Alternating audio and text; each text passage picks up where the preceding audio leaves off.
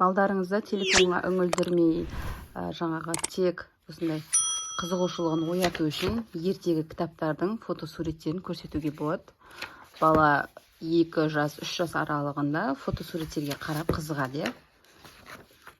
Мынау не? Я. Бабай кана, бабай? Бабай кана? Алма кана, алма? Алма қайда алма? Ат кана, ат? Бөпе кана, бөпе? Осындай фотосуреттер арқылы оқушылар жаңағы балдарыңызды жақсы деңгейге жеткізуге болады. Я, осындай суреттермен көрсетуге болады. Мынау не? Қарға. Осылай дамытуларыңызға болады. Бұл жаңағы баланы кішкене болсын қызығады. Ау. Я, ол ай. Дәл осылай. Бұл ата, я. Осылай қызықтыруларыңызға болады.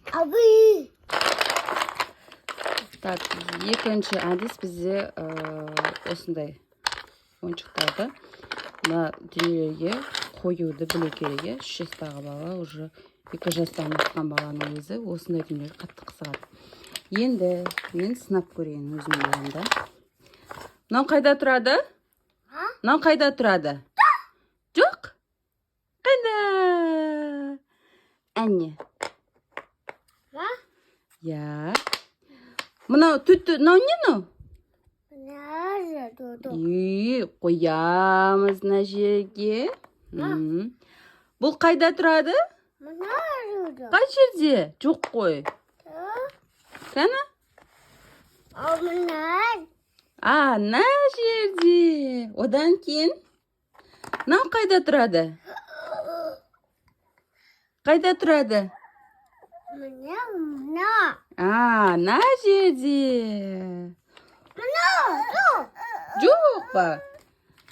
Мынау қайда тұрады? Осылай балдарыңызды қызықтыруға болады. Бұл балдарыңызды тек қана телефонға ғана үңілдірмейді. Және де осындай ойыншықтармен қоюға болады. Вай! Әне, шапалақ ұрады. Кән шапалақ ұрындаш кән? Алақай. Осылай істесеңіздер болады. Бұл бізде екінші әдіс. Енді сізге қазір үшінші әдісті көрсетемін.